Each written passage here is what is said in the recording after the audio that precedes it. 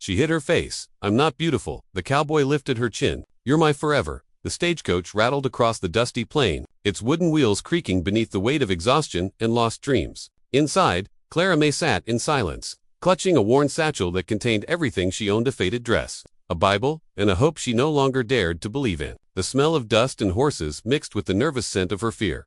Her gloved fingers trembled as she traced the letter that had brought her here, the one from a widowed cowboy named Luke Carver. He had been expecting a different bride, one sent by the agency before Clara's own employer had written back to replace her. The first bride had fallen ill. Clara was merely the substitute, a convenient name on a list. As the coach slowed, Clara pulled her bonnet lower over her face. The sun was merciless, the kind that showed every flaw. She could feel the other passengers glance her way, one man with pity, another with quiet judgment. She'd grown used to it. After all, she'd been stared at since the fire when she was 12, the day a lantern exploded and marked her cheek with a scar shaped like lightning. When the wheels finally ground to a halt in front of a small, dusty station, the driver's voice barked. "And, oh, the line, Miss." Clara stepped down, clutching her satchel to her chest. Her boots sank into the dry earth, and the world around her blurred in the haze of heat. She could hear people whisper, "Is that her?" Someone muttered, "Poor fella didn't know what he was getting." She kept her eyes low. She'd learned that if she didn't meet their gaze, they'd lose interest faster. Then she saw him, Luke Carver, leaning against a chestnut horse, his hat pulled low. He was tall, broad-shouldered, his shirt sleeves rolled to his elbows, the sun catching the sweat on his neck. But what struck her most wasn't his size, it was the stillness in his eyes, like someone who had learned to wait without complaint. He took a slow step forward, holding a slip of paper. "You're Miss Clara May." Her voice nearly failed her. "Yes, sir. I'm sorry to disappoint you. I know you were expecting someone else." He tilted his head, studying her carefully. For a moment, she braced for that familiar flicker of disgust, that shift in the eyes when people saw her scar. But it didn't come. Instead, Luke just nodded once, slow and steady. "You came all this way," he said quietly. "That's what matters." The driver threw down her small trunk with a dull thud. Clara bent to lift it, but Luke was already there, his rough hand brushing hers as he took the handle. The touch startled her. It wasn't gentle, exactly, but it wasn't cruel either, just solid. "Real. I can carry that, sir," she murmured, still avoiding his gaze.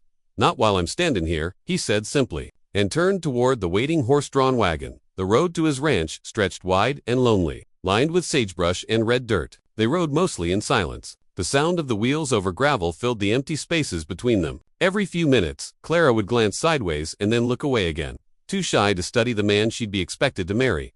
Luke spoke only once, his voice low. "The land's rough. Winters hit hard out here, but it's quiet, peaceful." I don't mind quiet," she said softly. He nodded. "Good, there's plenty of that." They passed a field where a lone hawk circled overhead. Clara watched it with longing. It looked so free, unafraid of being seen. She shifted slightly, trying to keep her scar turned away from him, as though hiding her face could make her invisible. When they reached the ranch, the sun was dipping low, painting the fields gold. A small house stood against the horizon, simple, sturdy, surrounded by fences that looked mended a dozen times. Luke helped her down from the wagon. "This'll be your home," he said, almost awkwardly. "Ain't much, but it keeps the wind out." Clara's throat tightened. Home. It was a word she hadn't felt in years. She stepped inside. The scent of cedar and smoke lingered in the air. There were 2 chairs, 1 table, and a worn quilt folded neatly at the foot of a narrow bed. Everything was clean, quiet, proof that Luke Carver was a man who took care of even when no one was watching. He lingered in the doorway. "I'll see to the horses. You rest, Miss Clara." She nodded, her voice barely a whisper. "Thank you." When the door closed behind him, Clara finally let out the breath she'd been holding since she'd arrived. She walked to the small mirror on the wall, caught sight of her own reflection, and quickly looked away. The scar, the tired eyes, the plain dress, it was all there. "He'll regret it," she whispered to herself, touching her cheek. "They always do." But outside, Luke looked up toward the window, where her shadow moved behind the curtain. He didn't see ugliness. He saw a woman running from ghosts, and something in him, something long buried, stirred to life again. He whispered to the wind, "You came all this way, Miss Clara. Maybe that's reason enough." The morning light spilled gently through the small cabin window, catching the dust that floated in slow, golden swirls. Clara May stirred awake, her body still stiff from travel. For a long while, she lay there, listening the wind outside. The creak of wood, the faint sound of boots across the porch. It took her a moment to remember where she was. Not in the shelter, not in some employer's attic corner, but at Luke Carver's ranch, her new home.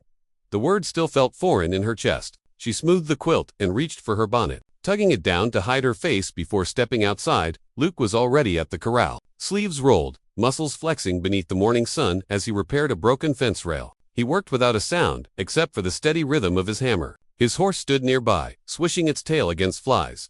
Clara hesitated at the door. For a moment, she simply watched him, the calm in his movements, the way he seemed at ease with the silence. There was something comforting about it, something safe. When he noticed her, he paused and nodded politely. "Mornin', Miss Clara." She ducked her head. "Mornin', Mr. Carver." "Luke," he corrected gently, setting the hammer down. "You can call me Luke now." Her cheeks warmed beneath the bonnet. "Yes, Luke." He glanced toward the porch. "I made coffee, if you'd like some. It ain't fancy, but it's hot." She followed him inside, clutching her hands to stop them from trembling. The scent of coffee and pine wood filled the small kitchen. Luke poured her a cup, rough hands, surprisingly careful with the chipped mug. "Thank you," she murmured, her voice soft as the steam rising between them. He leaned against the counter, studying her not rudely, but curiously, as though trying to read the spaces she didn't speak about. Clara kept her gaze down, her fingers wrapped tightly around the mug. After a moment, he said quietly, "You sleep all right?" "Yes, sir. The bed's comfortable. Warmer than I expected." He nodded, a small smile flickering across his lips. "That quilt was my ma's. She used to say no one deserves a cold night." There was a pause in easy, thoughtful silence. Clara dared a quick glance up, just enough to meet his eyes. They were the color of the prairie sky after a storm, soft, steady, endlessly patient, but she looked away again just as quickly. "I'll do my best to be useful," she said quickly, anxious to fill the space. "I can cook, clean, so a little. I don't want to be a burden." Luke's voice was low and even. "You ain't a burden, you're a person." The words hit her harder than she expected. She blinked, startled. No one had said that to her in years. "I thank you," she whispered. He nodded, finishing his coffee. "There's work to be done today. You can take your time settling in. No rush, I'd rather start now," she said, almost too quickly. "Work helps me think less." He studied her for a moment, then gave a quiet nod. "All right then, you can help in the garden. The soil's dry, but it grows what it can." Out in the yard, the day stretched warm and long. Clara knelt by the patch of earth where scraggly plants struggled against the wind. Her fingers sank into the soil, and for the first time in years, she felt something grounding, something alive beneath her hands. Luke worked nearby, mending the fence. Every now and then, she felt his eyes on her, not with pity, not with judgment, just calm. WATCHFULNESS. When the sun reached high noon, he brought her water in a tin cup. "You should rest a bit," he said, handing it to her. She looked at his hands, calloused, scarred, honest hands. She took the cup, her fingers brushing his. It sent a strange warmth through her, one she didn't recognize and was almost afraid of. "Thank you," she said softly. He hesitated, then smiled, a small, real thing that touched his eyes. "You say that too much." She blinked. "What else should I say?" He shrugged. "Maybe just talk to me, like you don't owe me anything." Clara's throat tightened. "Like I don't owe anyone anything." She didn't even know what that felt like. Later that evening, after supper, Luke sat outside on the porch, whittling a small piece of wood while the sky blazed orange and pink. Clara stepped out quietly, standing a few feet away, the sunset painting her bonnet in soft gold. "You ever seen a sky like that back east?" he asked, not looking at her. She shook her head. "No, sir. Back east, the sky always felt smaller." He chuckled faintly. "Out here, it makes you feel like you belong to something bigger." For a moment, they just watched the horizon together. Clara's heart beat softly, a rhythm she hadn't known she could feel again. When she finally turned to go inside, Luke said quietly, "You can leave the bonnet off when it's just us. Ain't no one here but me." She froze, hand halfway to the door. Her breath caught. She didn't look back, didn't answer, but her fingers trembled on the latch. And for the first time since she'd arrived, she wondered if maybe, just maybe, this man saw her for something more than her scars. The wind outside howled softly that night, brushing against the wooden walls of the small ranch house like a lonely whisper. Clara May sat by the fire, her hands folded neatly in her lap, the flicker of the flames casting trembling shadows across her face. Across the room, Luke Carver sat at the small table, repairing an old leather saddle. The air between them was heavy, not cold, not tense, but full of unspoken things neither of them yet knew how to say. The only sounds were the creak of wood and the soft scrape of his knife against the leather. It was peaceful, and yet painfully quiet. Clara had never known a silence like this one that didn't come from fear, but from calm. Still, it made her nervous. She felt the need to fill it, to prove her worth somehow, to show that she wasn't just a burden he'd inherited. Finally, she spoke, her voice breaking the quiet like a fragile thread. "Would you like me to read from the Bible?" Luke looked up slowly, his expression unreadable in the firelight. "If you'd like to, Miss Clara." She nodded, fumbling with the small worn book she'd carried since childhood. Her fingers brushed the thin pages until she found a verse she knew by heart, Psalm 34-18. Her voice trembled as she read. Aloud, "The Lord is near to the brokenhearted, and saves those who are crushed in spirit." Her voice caught on the last words. She closed the book gently, her eyes fixed on the fire. Luke said nothing. He simply watched her for a long moment. the muscles in his jaw tightening. After a while, he spoke quietly, almost to himself. "That's a good one." She nodded. "It helps me remember that. Maybe he still sees me, even when others don't." Luke put down the saddle, his rough hand stilling on the table. "Folks see what they want. Most don't look close enough to notice the good parts." Clara flinched slightly, unsure if he meant her. She dared not ask. Instead, she gathered her sewing kit and began stitching a tear in one of his shirts. Her stitches were small and careful each one, a silent apology for taking up space in his home. He watched her for a moment, then said, "You don't have to work so hard every second." "You know, I do," she answered softly. "If I'm not useful, I'll just be in the way." His brow furrowed. "You ain't in the way, Clara." The way he said her name's low, she wasn't used to hearing her name spoken kindly. Not since before the fire. She kept sewing, not trusting herself to look up. Back at the shelter, she whispered, "The woman who ran it used to say that quiet girls like me don't get far. Said I ought to smile more if I wanted anyone to keep me." Luke leaned back in his chair. Maybe she never met a man who valued peace. The silence that followed wasn't empty this time, it felt soft, warm. Clara's eyes flickered up for the briefest second, catching his gaze. The firelight reflected in his eyes, steady and deep. She looked away quickly, her cheeks flushing. Outside, the wind picked up, rattling the window. Luke stood, crossing to the door to check the latch. "Storm's cumin," he said quietly. "Might hit. By morning, I'll bring the horses in closer." Clara rose too. "I'll help you." He shook his head. "It's cold out there." "I don't mind," she said quickly, almost pleading. "Please, I'd rather be useful." For a long moment, he studied her, the small figure standing in the firelight, trying so hard to earn a place she already had. He finally nodded. "All right, grab your shawl." The night air bit at their skin as they stepped into the open yard. The wind tugged at Clara's bonnet, and the smell of rain hung thick in the air. Together, they led the horses to the shelter, Luke holding the lantern high while Clara steadied their reins. She was clumsy at first, but he didn't scold. When her hands slipped, he caught them gently, steadying her grip on the rope. His fingers were warm despite the chill. "You've done this before?" he asked quietly. She shook her head. "No, sir, I've never had animals to care for." "Well," he said with a small smile, "you do now." The words hit her deeper than he likely knew. "You do now?" They echoed inside her chest all the way back to the house. When they returned, dripping from the mist, Luke took her shawl to hang by the fire. She moved to help, but he stopped her with a soft shake of his head. "Sit," he said gently. "You've done enough for one night." Clara obeyed, sitting on the edge of the chair, unsure what to do with her hands. Luke poured her a cup of warm tea, his voice rough from the cold. "You don't have to earn a place here, Clara," he said quietly. "You already got one." She didn't answer. She couldn't. The words tangled in her throat like something sacred, too fragile to touch. When he turned back to his saddle, she watched him silently, the firelight painting his face in golden shadow, and for the first time, the quiet between them didn't feel like emptiness. It felt like the beginning of something whole. The wind had howled all night, rattling the windows and sighing through every crack in the walls. By morning, the storm had quieted, leaving the land washed clean and glistening. A thin layer of mist clung to the hills, and the smell of wet earth drifted through the cracks of the little house. Clara May rose before dawn. She always did, and it was easier to face her thoughts before the world woke up. The small bedroom was dim, the only light coming from the soft orange glow of the dying fire in the next room. She wrapped a shawl around her shoulders and sat on the edge of the bed, her bare feet brushing the cool wooden floor. Her eyes found the small cracked mirror nailed to the wall above the washstand. It wasn't much, just a shard of reflection held in a wooden frame, but to Clara, it was a cruel truth-teller. She stared at it for a long time, every nerve inside her tightening.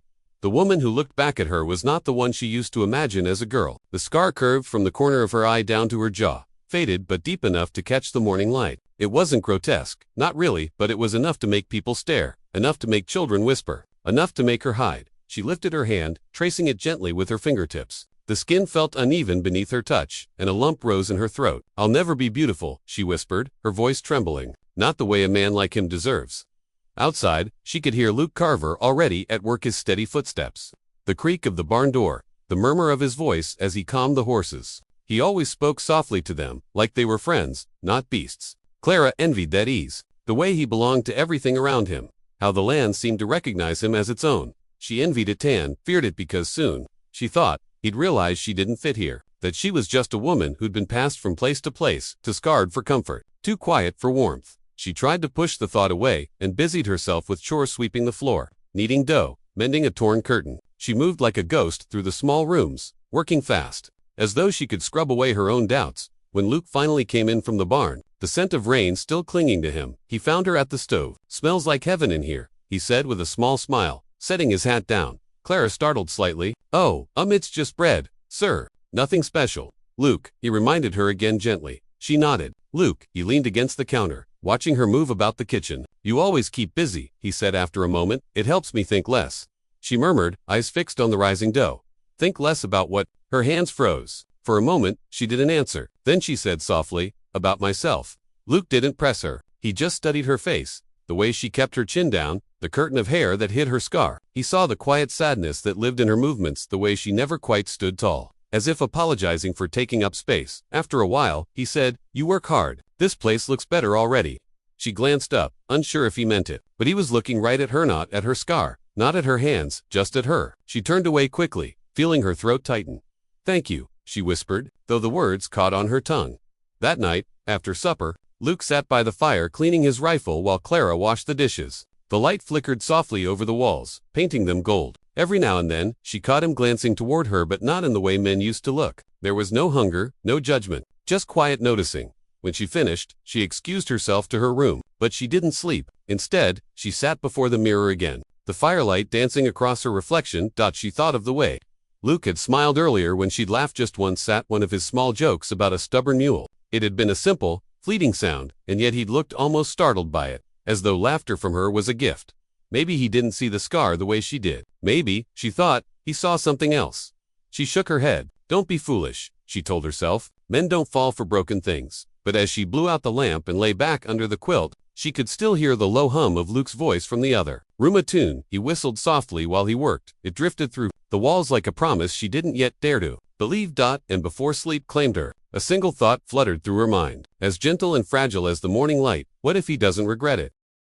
The morning broke, gray and heavy, clouds gathering low over the mountains like a warning. Clara May woke to the sound of distant thunder, her heart already uneasy. The air inside the small cabin was cool and damp, carrying the smell of rain through the cracks of the door. By noon, the wind had turned sharp. Luke Carver was outside, tightening the barn doors and checking the fences. Clara stood at the window, watching him move across the yard with calm purpose. The storm didn't seem to bother him. He moved as though he'd weathered hundreds before, but something inside her twisted at the sight of him out there, soaked by wind and rain. A feeling she couldn't name, part worry, part admiration, and something far deeper tugged at her chest. She turned away, busying herself with small tasks, folding laundry, sweeping, tending the fire. Still, her mind kept drifting back to the storm and the man facing it alone. When the thunder cracked louder, she jumped. Her hand flew to her chest. The wind howled harder now, pushing rain against the windows in wild streaks. Then, through the blur of water, she saw a flash of movement near the barn. One of the horses had broken loose, the rope whipping wildly as the animal bolted into the open field.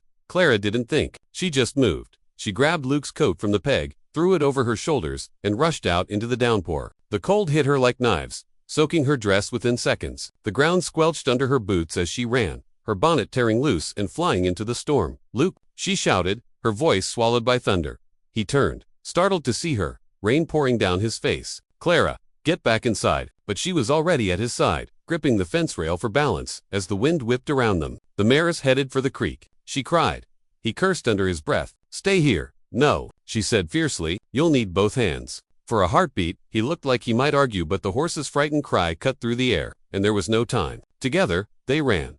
The rain came harder, blinding and relentless. Clara's skirt caught on a fallen branch. She tore it free and kept running, mud splashing up her legs. Ahead, the horse's dark shape struggled against the current of the swollen creek. Luke plunged into the water without hesitation, grabbing for the reins. The animal reared, panicked. Clara, breathless, grabbed a rope from the fence post and waded in beside him. Clara, no, he shouted, but she ignored him. Together, they pulled with all their strength. The water was cold, biting, dragging at her skirts. She stumbled once, nearly falling, but Luke's hand caught her arm, strong and steady. Hold tight, he barked, wrapping the rope around a post. With a final heave, the horse scrambled to the bank, shaking water from its mane. For a long moment, they stood there, soaked and panting, the rain still pouring down. Clara's hair clung to her face, her dress heavy with mud. Her bonnet was gone, and for the first time since she'd arrived, her scar was fully visible in the open light.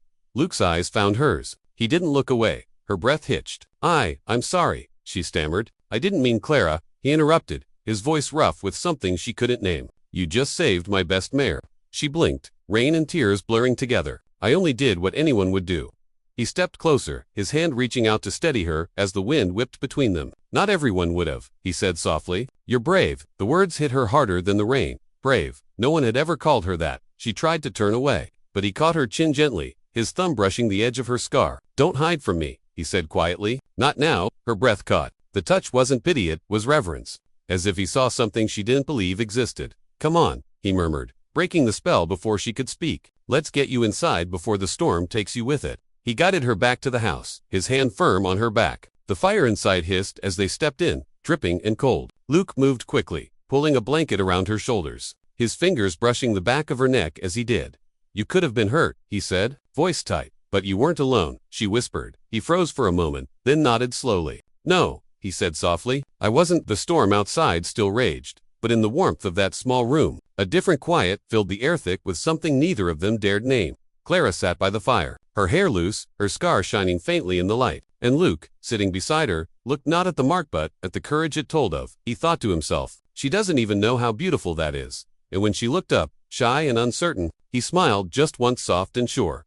"Brave," he repeated, almost to himself. "That's what you are." The next few days passed in a hush of calm after the storm. The skies cleared, the land smelled of wet earth and pine, and the animals settled back into their rhythm. Yet, inside the little cabin, Clara May's heart refused to quiet. Every time Luke Carver spoke to her, every time his voice carried that quiet steadiness, she felt something pull her closer. He treated her as if her scar didn't exist, as if her worth was never in question. When he smiled at her, the rest of the world seemed to fade. But a heart that's been broken too many times doesn't trust peace easily. One afternoon, Clara walked into town alone for supplies. Luke had offered to drive her, but she'd insisted she could manage. "You've got fences to mend," she'd said lightly. Truth was, she needed to prove to herself, maybe, that she could stand on her own again. The town was small, but full of whispers. Every sound carried. As she stepped into Martha's general store, the bell above the door jingled. She smiled softly at the old shopkeeper, who gave her a polite nod. "Afternoon," Miss Martha said. "Mr. Carver, treating you well." Clara's heart fluttered. "He's been nothing but kind." Before Martha could respond, two women entered behind hair faces, painted with polite smiles that didn't reach their eyes. Clara knew their kind. She'd met them in every place she'd ever lived. The ones who saw everything and forgave nothing.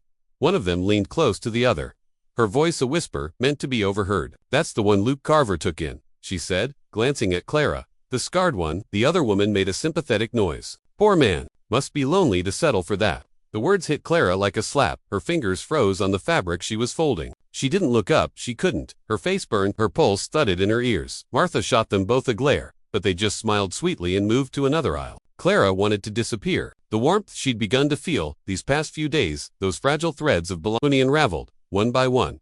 When she finally left the store, she walked fast, clutching the parcel to her chest. The air outside was bright and cold, the sun harsh after the dim interior. Her eyes stung, though she told herself it was from the wind. By the time she reached the wagon, Luke was already there, waiting. "Couldn't let you walk home alone," he said with an easy grin. "You'd have to cross the ridge before sunset." She tried to smile, but it came out brittle. "You shouldn't have troubled yourself." "Not a trouble," he said, taking the parcels from her. "You look pale. Everything all right?" Clara hesitated. She wanted to say yes, to pretend nothing was wrong, but the words stuck in her throat. He noticed. "Clara," her voice cracked. Why did you take me in, Luke?" He blinked. "What kind of question is that?" She swallowed hard, eyes fixed on the horizon. "There are plenty of women prettier, stronger." You could have had anyone." The hurt in her voice made his chest tighten. "You think I care about that?" "I know what people say," she whispered. "They think you settled." He went still. "Who said that?" "It doesn't matter." "Yes, it does," he said firmly. "Because they're wrong." She shook her head, tears burning. "You're kind, Luke, kind enough to pity someone like me, but I know what I am." "Clara," she stepped back, trembling. "You don't have to say it. I know you mean well." For a moment, neither spoke. The wind tugged at her hair, and the sky darkened, as if the light itself faltered with her hope. Finally, Luke said quietly, "You think pity makes me look at you the way I do." She froze, heart pounding. He took a step closer, his voice low, controlled. "You think I see you, touch your hand, listen to your laugh because I pity you." Clara's breath caught. "Then why?" His jaw tightened. He opened his mouth, then closed it again. For once, Luke Carver, the man who always knew what to say, was silent. After a long moment, he sighed. "Because words won't be enough," he said softly. "Not yet." He turned, climbing onto the wagon. "Come on," he murmured, holding out his hand. "Let's go home." She hesitated before taking it. His palm was warm, firm, but her heart was cold with doubt. As the wagon rolled across the prairie, neither spoke. The silence between them wasn't angry, it was heavy, aching, filled with words left unspoken. And as the sun dipped below the horizon, Clara stared out at the land, stretching endless before her. wondering if love could ever reach someone who'd stopped believing she deserved it. The wind carried a chill that evening, sharp and clean from the mountains. The sky glowed amber at the edges, fading into soft indigo. Clara May sat on the porch steps of the cabin, her hands folded in her lap, staring at the horizon as if searching for something she'd lost. The words from town still echoed in her head. Must be lonely to settle for that. Each time she tried to forget, they came back sharper, carving away at the fragile peace she'd begun to feel inside. She could hear Luke Carver moving about, the scrape of a chair, the low clatter of a coffee pot, normal sounds, steady, comforting, but tonight they made her ache. She didn't want him to see the tears that kept sneaking up, so she stayed outside, letting the cool air calm her face. Dinner's ready, Luke called from the doorway after a while. She didn't turn. I'm not hungry. He leaned against the doorframe, arms crossed. You haven't eaten since morning. I'm fine, she said softly. He studied her for a long moment. You're lying. That made her look up. You don't have to fix everything for me, Luke. He sighed, stepped outside, and sat beside her on the steps. The wood creaked under his weight. For a while, neither spoke. The prairie stretched endless and quiet before them. Finally, Luke said, I know you heard something in town. Her fingers tightened in her lap. People talk. It doesn't matter. It matters if it hurts you. She shook her head. It just reminded me of what I already know. What's that? That I'm not the kind of woman a man like you should have chosen. He was silent for a moment, then leaned forward, resting his elbows on his knees. You keep saying that, he murmured, as if you've already decided what I should want. Clara turned her face away. You don't understand, then help me. His voice was low, rough with honesty. Because I'm trying to. She bit her lip. I've seen what happens when men realize they can't be proud of the woman beside them. They turn cold. They stop looking at you. Luke's brow furrowed. Someone made you believe that. She hesitated, then whispered, my late husband.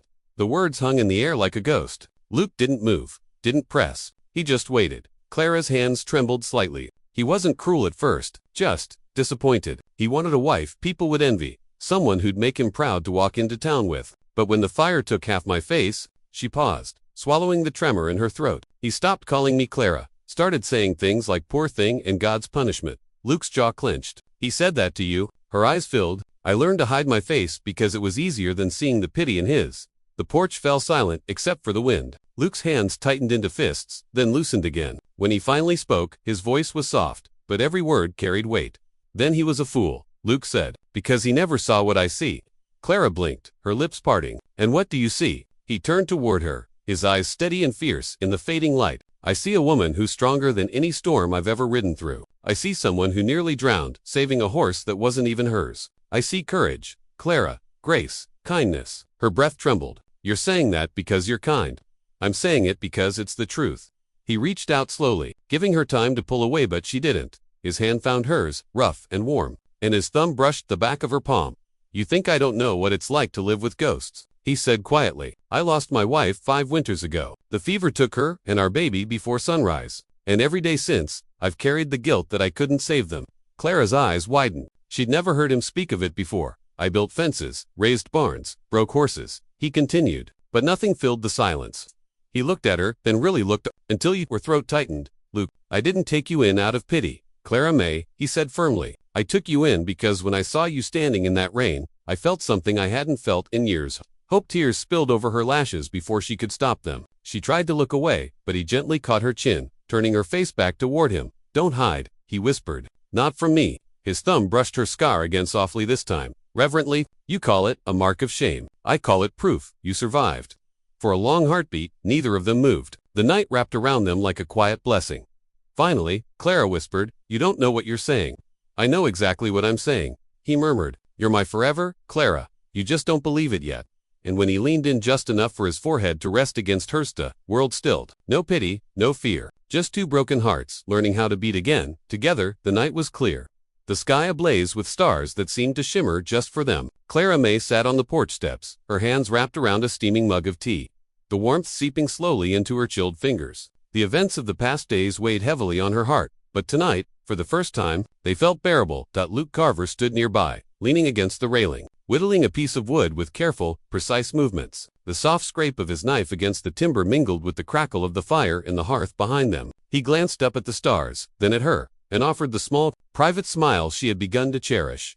You've been quiet tonight, he said, his voice low, rich with curiosity. Clara sipped her tea before answering. Just thinking about. She hesitated, unsure if she could give voice to her feelings. Everything, she whispered finally. About being here, us. Luke set down his whittling and moved closer. About us, he repeated, gentle but certain, like he expected her to speak the truth. She nodded, her eyes fixed on the fire. I don't know if I deserve this. Any of it.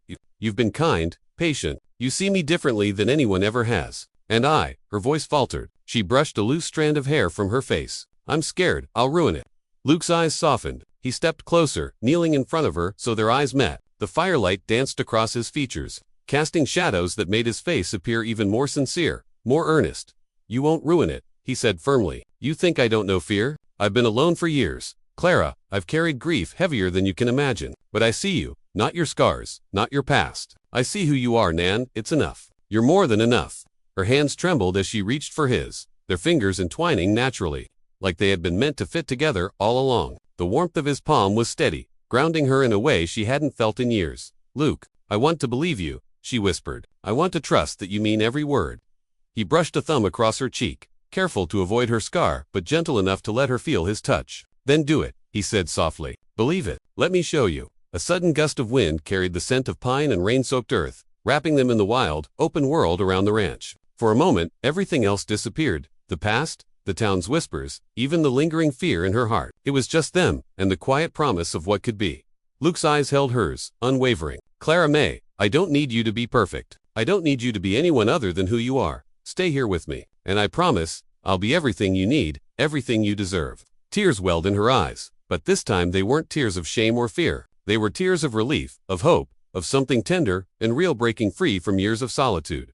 I'll try, she said, her voice catching. I'll try to believe you. He smiled, a slow, gentle curve of his lips that made her heart ache with something she couldn't name. That's all I ask, he whispered. Then, leaning closer, he pressed a soft kiss to the top of her hand, a promise of devotion without words. The firelight flickered across their faces, illuminating the quiet intensity of the moment. Outside, the stars continued their eternal dance, witnessing the beginning of something neither of them had expected, but both had longed for, a love built not on perfection, but on understanding, patience, and acceptance. For the first time, Clara didn't hide her face. She let the wind tousle her hair, let the warmth of his hand anchor her, let herself feel what it meant to belong somewhere completely. And as the night deepened, with only the fire crackling and the stars watching, she realized she wasn't afraid anymore. Luke caught her gaze once more, his thumb brushing her knuckles. Stay with me, he said quietly. Through storms, through silence, through everything. Clara met his eyes and nodded, a quiet vow forming in her heart. I will. The fire crackled, the night stretched endlessly around them,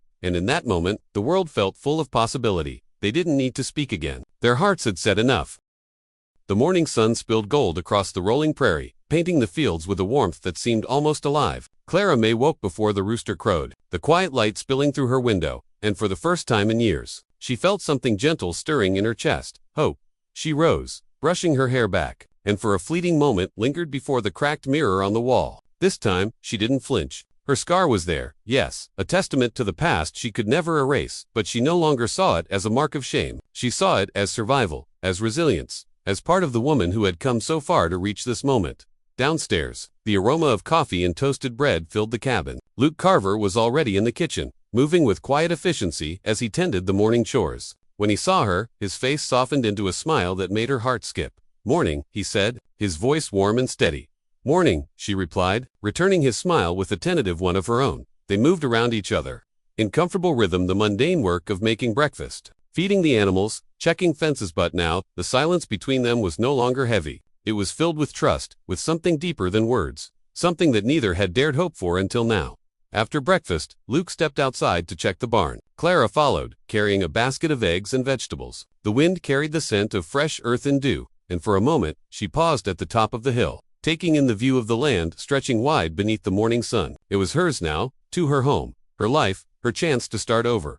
Luke watched her from the barn doorway. You're quiet again, he said softly. Clara turned, catching his gaze. I'm thinking about how lucky I am, she admitted, her voice barely above a whisper. Lucky that you. She stopped, unsure if she could say it fully. That you care. He stepped closer, tilting his hat back as he smiled. Clara, I've never cared about anyone the way I care about you. You're not just someone I took in because I had space. You're everything I didn't know I was missing. Her eyes stung. She bit her lip, fighting back tears. But this time they weren't shameful. They were full of gratitude, of love, of a fragile but growing certainty. They spent the day working together in the fields, hands brushing occasionally, laughter spilling out freely. Now, Clara's hands were calloused from the work, her dress streaked with dirt, but she didn't care. She felt strong, she felt capable, she felt alive. When the afternoon sun reached its peak, they rested under the shade of an old oak. Clara leaned back against the trunk, breathing in the sweet smell of grass and sun-warmed earth. "Luke," she said quietly. He looked at her, attentive. "I don't want to be afraid anymore," she confessed. "Of the world, of people's words, or of myself." His hand found hers again, fingers interlacing naturally. "You don't have to be," he said. "Not while I'm here." Clara smiled, a soft, genuine smile that reached her eyes. "Then, I think I can start to believe it." He brushed a strand of hair from her face. "Good," he murmured, his thumb caressing the back of her hand, "because I've been believing in you from the start." For the first time, Clara truly felt it, the sense of belonging, of being seen for who she was, not what she looked like or what others thought of her. She realized that the whispers, the judgments, and the scars didn't matter here. What mattered was that she was loved, fiercely and wholly, by a man who had weathered storms and pain himself and still chose to see her worth. As the sun dipped lower, painting the sky in streaks of amber and rose, Clara rested her head against Luke's shoulder. The wind rustled through the fields, carrying the promise of many more mornings like this one, full of work, laughter, and quiet love. "I think," she whispered, "I think this is home." Luke pressed a kiss to the top of her head. "It is," he said simply, "and it's ours." In that moment, Clara May felt the weight of the past lift. The world was wide and unpredictable, yes, but for the first time in her life, she could face it without fear. She had love, she had hope, and she had Luke, her steadfast, unshakable, and unwavering partner. The prairie stretched endlessly before them, golden and alive in the fading light. And as they stood together, hands entwined, Clara knew that whatever storms might come, they would face them as one. For the first time, she truly believed in forever.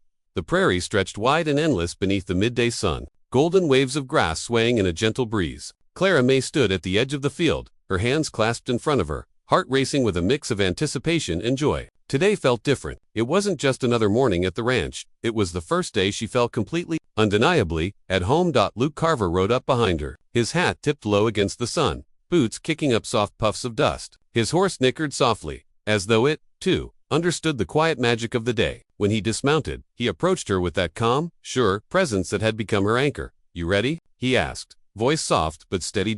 Clara turned to him, a smile breaking across her face, the sunlight catching the soft curve of her lips. "I think I am," she said, more than ever. He reached for her hand, the familiar warmth of his palm grounding her. "Good, because I've got something to show you." Without another word, he led her across the fields to a small rise overlooking the valley. Below, the ranch stretched out, the barn, the cabins, the fences, they were theirs. Every corner of it spoke of labor and care, of moments shared, of lives built together. Luke stopped at the top of the hill and turned to face her. "Clara May," he began, eyes locking on hers with an intensity that made her chest ache. "These past weeks, seeing you, getting to know you, watching you fight for hope even when you didn't believe in yourself, I've never met anyone like you, and I don't want to spend another day wondering if you'll be somewhere else." Her breath caught. "Luke," he held up his free hand, taking hers in both of his. "I need you to know this. You're my forever. You've been brave, patient, kind, and, yes, scarred, but that doesn't make you anything less. It makes you real, and I love you for it, all of it." Clara's eyes glistened with tears, but this time they weren't of fear or doubt, they were of relief, of joy, of a love she had longed for but never dared imagine. "I love you too," she whispered, her voice trembling. "I've been so afraid I wouldn't be enough, but with you, I feel complete." Luke's thumb brushed across her knuckles, steadying her trembling hands. "You've always been enough. I just needed you to see it for yourself." He leaned closer, and this time their kiss was gentle but certain, a quiet sealing of promises unspoken, of fears faced and conquered. When they pulled back, their foreheads rested together, breaths mingling, hearts beating in quiet sync with the prairie wind. They stayed like that for a while, simply being. The open sky above, the fields around them, the distant mountains watching silently at all, seemed to celebrate their union. For Clara, it was a revelation. Love could be patient, enduring, gentle. It could heal scars, soothe doubts, and make a home out of someone's heart. Later, as the sun dipped toward the horizon, Luke led Clara down the hill. The horses followed behind, and the ranch seemed to glow in the golden light. Every fence post, every tree, every small cabin was now imbued with a new meaning. This was their life, their labor, their shared story. Clara looked at Luke, a quiet certainty in her eyes. "I've never felt this safe. This scene," she said softly. "You always have been," he replied, squeezing her hand. "You just needed to know it." The evening stretched into twilight, painting the sky in fiery oranges and soft purples. Together, they walked across the prairie, barefoot in the grass, their shadows long and intertwined. The world felt open, limitless, and full of possibility. Clara paused, lifting her face to the sky, letting the breeze toss her hair. Forever, she whispered. Luke wrapped an arm around her, drawing her close. Forever, he agreed, and under the endless, open sky, with the prairie sprawling around them, they finally belonged to each other, whole and unafraid, ready to face whatever the horizon might bring together. The scars, the fears, the pastel of it melted into the light of this new dawn, and for the first time, Clara May knew, with absolute certainty, that love could heal, endure, and promise forever.